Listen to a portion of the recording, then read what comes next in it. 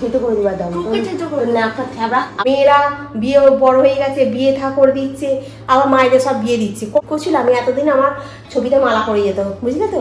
পেয়ে যাবে, একদম রেডি করে নিয়েছি। দেখো তো ঘড়ির কাঁটা 6টা বাজতে ঠিক 10 মিনিট বাকি আছে। এবারে চলো ব্যালকনির দিকে তোমাদেরকে নিয়ে যাই। আকাশটা একবার দেখবে চলো কি অবস্থা হয়ে আছে, পুরো একদম লালচে হয়ে আছে আর পুরো মেঘে ঢাকা পড়ে গেছে। দেখতে বেশ সুন্দর লাগছে, তার মধ্যে পাখির ডাক, হালকা একটা ঠান্ডা হাওয়া, রাস্তাঘাট পুরো ফাঁকা নির্জন, একদম কেউ কোথাও নেই। বেশ ভালো লাগে এরকম পরিবেশ, তাই না? চুপচাপ হয়ে আছে। আর বেশিক্ষণ দাঁড়াবো না, আমার আবার ঠান্ডা লেগে যাচ্ছে জানো তো। এবার আমি একটু ঘরের ভেতরে যাই, জামা কাপড়টা ছেড়ে তারপরে আমি আবার রান্নার দিকে আসবো। তারই মধ্যে একটু গাছে জল দিয়ে নিচ্ছি, চাল ধোয়ার জল তো, একেবারে চালটাকে ধুলাম বলে আমি বলি না আগে জলটা দিয়ে আসি, নাহলে আবার ভুলে যাব। ওই জন্য একবারে জল দিয়ে আর এখানে চাটাকে বসিয়ে রেখে দিয়ে গেছিলাম। চাটা ফুটতে ফুটতে এসে দেখে নি চাটা রেডি হয়ে গেছে। ওই কারাক চাই করছি, সব রকম দিয়ে আদা, তারপরে তোমার লবঙ্গ, এলাচ সব দিয়ে করছি। এরকম চা করলে না বেশ ভালো লাগে সর্দির মুখে, জানো তো। গুড মর্নিং বন্ধুরা, কেমন আছো তোমরা সবাই? আশা করছি তোমরা খুব ভালো আছো। আমার গলার অবস্থা শুনে আমি আর কেমন আছি আর বলতে পারছি না। এখন একটু চা করে নিয়েছি। তনু বললো কড়া করে চা করো তো একটু, বলে কড়া করে পারবো না, সসপ্যানে করে চাটা করে দিচ্ছি। তো চলো এখন বসে চাটা খাই। ঘড়ির কাঁটা এখন 6:30 বাজতে যাচ্ছে, ঠিক আছে। এখন রান্না হবে ডিমের ঝোল আর ভাত। ডিম সেদ্ধ বসিয়ে দিয়েছি, ভাতও বসিয়ে দিয়েছি। চাটা এখন খাই। কড়া করে নিয়ে এসেছি, কড়া করে করিনি, কমতি করে করেছি। তো চলো এখন চাটা খাই। গলাটা খুব ব্যথা হয়েছিল কালকে, তো আমি সকালবেলা উঠে ভয়েস ওভার করেছি। তোমরা ভয়েস শুনে নিশ্চয়ই বুঝতে পারবে কাল আজকে দুপুরবেলা যে ভিডিওটা গেছে আর কি, বুঝতে পারবে গলার অবস্থা খুব খারাপ। কালকে যদি রাত্রিবেলা আমি অ্যান্টিবায়োটিকটা না খেতাম না, আজকে আমি কথাই বলতে পারতাম না। হঠাৎ করে যে কী করে ঠান্ডা লেগে যাচ্ছে বুঝতে পারছি না। আজকে একটা নাইটি, তার উপরে একটা হাউস কোট চাপিয়ে নিয়েছি। বাইরেটা ঝামঝাম করে বৃষ্টি হচ্ছে, মন্থার প্রভাবে বৃষ্টি হচ্ছে। বৃষ্টির তেজ নেই, আকাশটা পুরো কালো হয়ে লাল হয়ে গেছে। কি জানি কেন এরকম হয়েছে। তো চলো ঠান্ডা হয়ে যাচ্ছে আবার বকবক করতে করতে।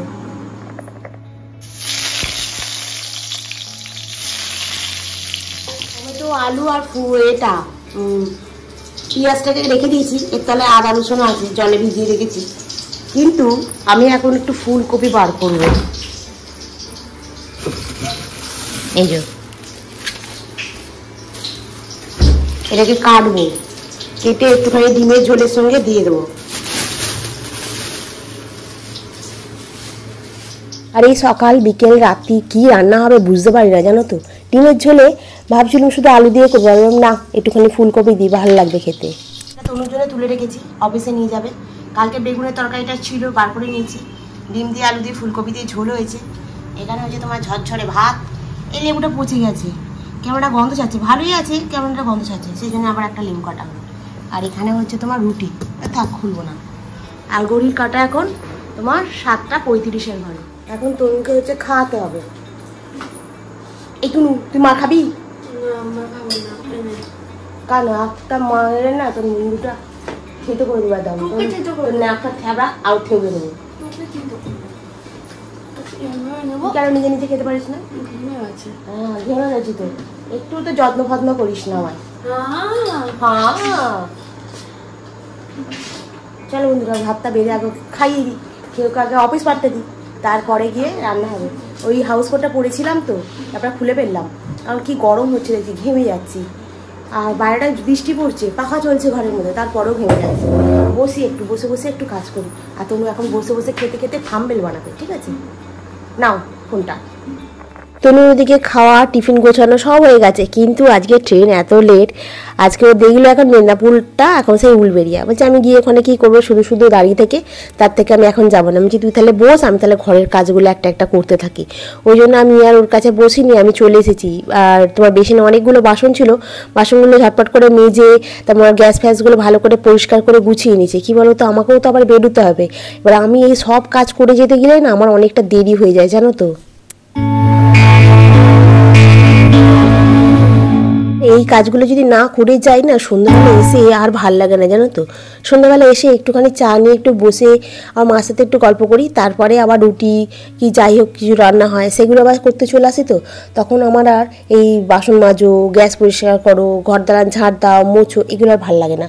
ওই জন্য আমি কি করি, একেবারে কাজ সব গুটিয়ে নিই। এখন আমি ওই জামা কাপড়গুলো ছিল কালকের সব কাচা, ওগুলো দেখলাম ভালো শুকনো হয়ে গেছে, আজকে আবার কিছুটা কাচতে হবে। কাচা আমার রেগুলারই থাকে, মানে কোনোদিন বন্ধ যায় না। আমার নাইটি থাকে, তনুর অফিসের জামা থাকে, এই টুকিটাকে এটা ওটা করে প্রায় 1 বালতির মতো কাঁচা রেগুলারই হয়। আর বেসিনটাকেও আজকে একটু পরিষ্কার করে নিচ্ছি, বেসিনটা বেশ ভালো নোংরা হয়ে আছে জানো তো, ওই জন্য দেখে আর থাকতে পারি না। ওই জন্য যাওয়ার সময় না এই টুকিটাকে করে এটা ওটা কাজ সেরে যেতে যেতে না আমার অনেকটা দেরি হয়ে যায় জানো তো, লাস্টে এসে ছুটে ছুটে যেতে হয়, মানে এক সময় নিজের উপরে খুব হাসি পায়। তাহলে উঠবি না, এমনিতে আজকে যেহেতু ট্রেন লেট আছে, উঠবে লোকালটা তারপরে ঢুকে যাবে, বুঝলি? হ্যাঁ, সাবধানে যাবি, ফোন করবি। হ্যাঁ, ওকে। দেখতে কালী পুজো হয়ে গেল, এবার জগদ্ধাত্রী পুজোটাও চলে যাচ্ছে। এখনো এরা কেন যায়নি? হ্যাঁ, এখনো পর্যন্ত গেটের সামনে বিছিয়ে পড়ে আছে, কি বিরক্ত লাগছে। কি ও খেতে বসবো, দেখবো পাতে পড়ে আছে, আবার সে বেঁচে খাও। হ্যাঁ, চোখে মুখে কথা বলতে গেলে মাঝে মধ্যে ঢুকে পড়ছে। এ কি জ্বালাতনে পড়েছি রে বাবা, এরা কবে বিদায় নেবে?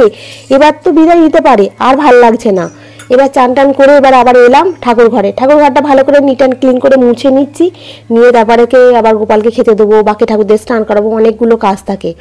এবারে জামা কাপড়গুলো যে কেচেছিলাম 1 বালতি, ওগুলো আর পড়ে আছে, না শুকনো করতে যদি না দিয়ে যাই জামা কাপড়গুলো থেকে আবার গন্ধ বেরোবে। আমার যাতায়াতের পথে তোমার এই মন্দিরটা পড়ে জানো তো, বেশ সুন্দর লাগছে দেখতে, বেশ ঠাকুরটাকে খুব সুন্দর করে সাজিয়েছে। আর দেখে আর লোভ সামলাতে পারলাম না, একটু ভিডিও করে নিয়ে যাই। জগদ্ধাত্রী ঠাকুর তো আমার দেখতে বেরোনোই হয় না কোনো বছর। গুড ইভিনিং বন্ধুরা, সন্ধ্যাবেলা বাড়ি এসে একটুখানি চা খাবো বলে গেলাম, দেখি চাটা ফুরিয়ে গেছে। তনুকে ফোন করে বললাম, তনু চাটা নিয়ে আয় তো। তনু বললো কি যে আচ্ছা নিয়ে আসবো। ও এখন কখন আসবে, তারপরে আমি চা খাবো, বাদ দাও। আমি একটুখানি কফি ছিল, কফি করে খেয়ে নিয়েছি, ব্ল্যাক কফি করে, ঠিক আছে। আর এখন আমি চিকেন নিয়ে এসেছি, চিকেন দিয়ে তোমার এগ রোল বানাবো। ও বলছিল, তনু বলছিল, ফোন করে বলছে ময়দার বানাচ্ছি না, ময়দার খেতে হবে না, কালকে তোর অফিস আছে না, আটার করি, শশা আছে, সব আছে। কথা বলতে বলতে মাঝে মাঝে এমন জড়িয়ে যায় না, খুব বিরক্ত লাগে। আর মিতা মুখার্জি বলছিলে, হ্যাঁ আমার সঙ্গে তুমি একমত, ঠিকই বলেছো। কি বলতো, আমরা দুজনে এখনো আছি, ভালো আছি।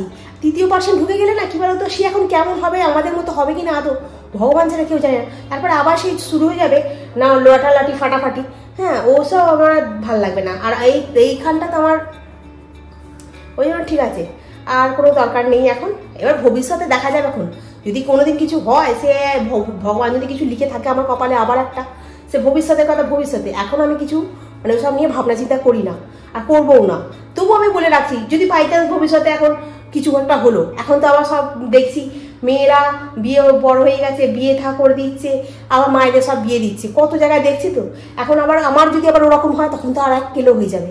ওই জন্য তখন বলবে, ওই তুমি মামনি বলেছিলে, তাহলে আবার এখন করলে। তো ওই জন্য বললাম এখন আমি কিছু বলছি না, ওইটা বাদ দিয়ে দাও। আমাদের বাড়ির লোকগুলো যদি শোনে না, বলে মনে মনে এইসব প্ল্যান, নিশ্চয়ই কিছু ফোন দিয়ে আছিস। না, ওইসব কিছু ফোন দিয়ে আটা নেই, সত্যি কথাই বলছি। ফোন দিয়ে আটা থাকলে অনেকদিন আগেই ফোন দিটা আমি মানে করে ফেলতাম, তাহলে আমি এই পরের বাড়িতে পড়ে পড়ে খুঁজতাম না, মানে ভিডিও বানাতাম না। তখন তাহলে আমার নিজের বাড়ি একটা হয়ে যেত, তাহলে আমি এই ফার্নিচার করে সাজাতাম না। নিজের বাড়ি করবো বলে তুই ফার্নিচার করে সাজিয়েছি, যাই হোক। আর নিবেদিতা বলছিলে এত সুন্দর করে ভিডিওটা প্রেজেন্ট করো, ওই যে বললাম এখানে আছে, ওই জন্যই এরকম, কিছু করার নেই গো। ওই যে ইউটিউবে যে অ্যালগরিদম আছে, ও আমার উপরে সদয় হয় না। আসল কথা কি বলতো, ছোটো চ্যানেল তো, অনেক সময় দেখে অনেক ভিউয়ার্সরা দেখে যে অল্প ভিউজ, ও চলো স্কিপ করে বেরিয়ে যাই। হয়তো ইউটিউব থেকে হয়তো প্রমোট করে, হয়তো তখন কেউ হয়তো দেখে না, ওই জন্য বেরিয়ে যায়, সেই জন্য ভিডিওটা তখন আবার ডাউনে চলে যায়, তাই না? এরকম হয়। আবার একটা জিনিস দেখেছি, ধরো ভালো কিছু ধরো মানে হলো ঘুরতে যাওয়া, বেড়াতে যাওয়া, কিংবা এই যেমন ভাইপোরা এই সমস্ত যেগুলো ভিডিও হয়, তখন দেখি ভিডিওটা তবু 200-300-র উপরে যায়। আবার দেখি যদি ধরো ঘরোয়া কাজকর্ম দেখায়, তখন হয়তো ভিডিওটা কমতে থাকে ভিউজ। কেন কি ভালো লাগে না লোকের ঘরের কাজকর্ম, কি দেখবো, রোজ ঝাঁট দিচ্ছে, মুছছে, রান্না করছে, খাচ্ছে, এই। কিন্তু আমরা তো ডেলি ব্লগার, আমাদের সংসারের কাজ দেখানোর জন্যই আমরা চ্যানেলটা খুলেছি, তাই না? বা তারই মধ্যে বেড়াতে ঘুরতে গেলাম আর করলাম, সেটা একটা আলাদা ব্যাপার। আর হচ্ছে আশিটি থেকে বলেছো যে তুমি আমার ওই সবুজ শাড়ি পরার ভিডিওটা এখনো চালিয়ে দেখো, থ্যাংক ইউ গো। তখন মানে একটা কি বলতো, যখন প্রথম ইউটিউব শুরু করে তখন একটা মানে ভাবতাম যে আজকে আমি ভিডিওটা ছাড়, তখন প্রথম ভাবতাম আমি আজকে ভিডিওটা এটা ছেড়ে দেবো, আমি মনে হয় রাতারাতি আমি একদম দাঁড়িয়ে যাবো জানো তো। তারপরে যখন বাস্তবের সঙ্গে মুখোমুখি হলাম, ঠিক আছে চলো যা হচ্ছে। তবে দেখা যাক, ভগবান যদি কপালে লেখা থাকে তবে বলে তুমি যদি পরিশ্রম করো সেই পরিশ্রম নাকি কোনোদিন মানে বিফলে যায় না, সেই পরিশ্রমের ফল নাকি মানুষ পায়। তো যদি ভগবান আমাকে পরিশ্রমের ফল দেয় তাহলে তো খুবই ভালো, খুবই আনন্দ। আমার সঙ্গে তোমরাও খুব আনন্দ পাবে, সেটা আমি সবসময় জানি। কারণ ইউটিউব চ্যানেলে আমার যতগুলো বন্ধু আছে, হ্যাঁ আমাকে সবাই খুব ভালোবাসে। আমি এটা মানে আমি মন থেকে মানে বিশ্বাস করি, আর আমি এটা নিজে ফিল করতে পারি, বুঝলে তো। আর মধুমিতা বলেছো যে তোমার খুব বাজে, ওটা এখন ওই যেটা লিখেছো, হ্যাঁ ওই এইচ দিয়ে ওইটা নয়, সে আমার ঠিক আছে, ওটা এখন বাদ। হ্যাঁ এখন যে আছে ওখানে সে ও তার, ঠিক আছে। আমার হয়ে গেছে সব ক্রস হয়ে গেছে, ঠিক আছে। আমি ভাগ্যিস বেরিয়ে এসেছিলাম, নাহলে আমার কপালে যে কি দুঃখ ছিল, আমি এতদিন আমার ছবিতে মালা পড়ে যেত, বুঝলে তো, এইরকম অবস্থা হতো। তবে একটা জিনিস সবসময় আমি বলি, আমি এটা বিশ্বাস করি মানি, যে এমন একটা মানুষ ছিল আমার জীবনে, খুব লোভী ছিল, দিলেই ভালো না দিলেই খারাপ। এখন হয়তো দিচ্ছে এটা ওটা, সেই জন্য এখন খুব ভালো। দাঁড়ান একটা টাইম আসবে দুজনেরই সেম বয়স প্রায়, কে কাকে দেখবে, ও বলবে আমায় দেখ, ও বলবে আমায় দেখ, তখনই ওর আসল নথিটা বেরোবে। এখন উনি কিছু বুঝতে পারছেন না, বুঝবেন। আমি 16 বছর ঘর করতে পারলাম না, আমি 16 বছর সংসার করার পর ঘর করতে না পেরে আমাকে বেরিয়ে আসতে হলো। তার বাপ মা, তার মা চলে গেছিল, সে অনেক কাহিনী গো, এখন বলতে গেলে এখন ইতিহাস হয়ে যাবে জানো তো। সে অনেক গন্ডগোলে কাহিনী, সে আর বলে কাজ নেই। হ্যাঁ সে করতে হলো না কারো কিছু, আর নিজের মেয়ে থাকতে পারলো না, আর দুদিনের এসে কি অনেক কিছু করে ফেলবো। সব নতুন নকরা, পুরাতন হলেই ছকরা, জানো তো, গল্পতেই আছে। যাই হোক ওইসব কথা বাদ দাও, আমি ওইসব কথা বলতেও চাই না, জানতেও চাই না, আমি নামও নিইনি। আমি আবার অনেকে আবার আছে জানো এরম বলছিল, আমাকে মেরেছে, ও সে মেরেছে, এরম আবার বলবে। আবার একজনকে বলবে, আবার আরেকজনকে বলবে, চারদিকময় করবে। আবার আমি কিন্তু অন্য কিছু বলিনি, আমি কিন্তু নামও নিইনি। হ্যাঁ যেহেতু আমার ডিভোর্স হয়ে গেছে, আমার নাম নেওয়ার দরকার নেই, আমি আনসারটাই বলছি। আমার চ্যানেল, আমি আমার মুখ, আমার কথা, আমি আনসারটাই বলছি। সে আবার শুনে আবার ফ্যাচাং করবে, জানো তো। যাই হোক ওই জন্যই বললাম, ওইসব আমার পছন্দও নয়। যা হয়ে গেছে। ওই যে দুদিন নকরা, 2 দিন হলে ছকরা হয়ে যাবে, বাদ দাও। চলো আমি এখন যাই রান্নাঘরে। আমি রান্নাঘরে গিয়ে এখন চিকেন রোলটা বানাই। তুমি এক্ষুনি চলে আসবে, আসলে একটু গরম দিয়ে দেবো, আমি নিজেও খেয়ে নেবো। চল উঠি, অনেকক্ষণ বক করা হলো। আমার মনের কথাগুলো না এক এক সময় মনে হয় সব বলে দিই তেড়ে মেরে, যাতে যা হয় হবে। আর এক এক সময় বলি না, বেশি বলা যাবে না, তারপর আবার বেশি এইটুকু বলবো, তারা আবার সেই এতখানি ফেনা করে দেবে। কেন, আমি তো এইটুকু সার্ফের দিয়েছি, এইটুকু সার্ফের মধ্যে যতটুকু ফেনা হয় হোক না, তাতে জল ঢেলে দিলে হাত দিয়ে নাড়িয়ে এত ফেনা করবে। দরকার নেই ভাই এত ফেনা করার আমার। আমি চলো রান্নাঘরে ঢুকি, আমার এখন অনেক কাজ আছে, এই রোলটা বানাবো। আর যাওয়ার সময় তো তোমার সব বাসন মেজে রান্নাঘর একদম পরিষ্কার করে গেছি। তো আমার রান্নাঘরে ঢুকতে খুব ভালো লাগে, পরিষ্কার রান্নাঘর বেশ নিট অ্যান্ড ক্লিন লাগে, তাই না? তো চলো বানাচ্ছি হচ্ছে তোমার চিকেন রোল, বাইরে দোকানের মতো নয়, একদম ঘরোয়া, নিজের হাতে নিজের মশলা দিয়ে। চিকেনটাকে হালকা করে একটু ভেজে নিচ্ছি, তার মধ্যে তোমার পেঁয়াজ, টমেটো, তারপরে তোমার একটুখানি কাঁচা লঙ্কা সব রকম বেটে নিলাম, নিয়ে ভালো করে চিকেনটাকে কষিয়ে নিয়ে আমি এখন একটু শসা, একটু পেঁয়াজ কেটে নিচ্ছি। আজকে ভালো করে চিকেনটাকে কষিয়ে নিয়ে ওর মধ্যে একটু ধনে পাতা দেবো, গরম মশলা দেবো না। চিকেন রোলে গরম মশলা দিলে অতটা ভালো লাগে না খেতে, একটু ধনে পাতা দিলে বেশি টেস্ট হয়। আর এই শীতকালে তো ধনে পাতার এখন সিজন, এই এমন একটা পাতা যাতেই দেবে তাতেই যেন টেস্ট হয়ে যায়, তাই না? একটু ভালো করে চিকেনটাকে কষিয়ে নিয়েছি একদম। আর দিয়ে করবো, আটা দিয়ে করবো, ময়দা দিয়ে করবো না। ময়দা খেলে আবার চুল উঠবে, মাথায় আবার খুশকি হবে, ব্রণ বেরোবে মুখে, অনেক সমস্যা। তার থেকে তুমি আটা দিয়ে খাও, একই টেস্ট। হ্যাঁ ময়দা দিয়ে খেলে টেস্ট বেশি হয়, দেখবে যে জিনিসটা দেখবে অপকার সেই জিনিসটা দেখবে বেশি খেতে ভালো লাগে, তাই না? একদম পারফেক্ট চিকেন রোল একদম রেডি। বাইরে দোকানে যাওয়ার দরকার কি আছে, ঘরেই তো একটা রোলের দোকান খুলে গেল, তাই কি না? এবার চলো এবার তনুকে দিই। তনু তো এইসব পেলে আর দেখতেই হবে না, ও একদম এত খুশি হয়ে যাবে, খালি ওকে বলবে খালি তনু এই দেখ তোর জন্য আমি কী নিয়ে এসেছি, ব্যাস ও একদম হেভি আনন্দ পেয়ে যাবে। একদম রেডি করে নিয়েছি দেখো দোকানের মতো করে।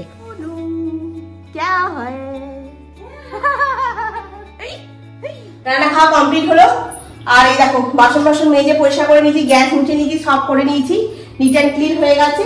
এবার চলো আমি গিয়ে একটু এখন এডিটে বসি।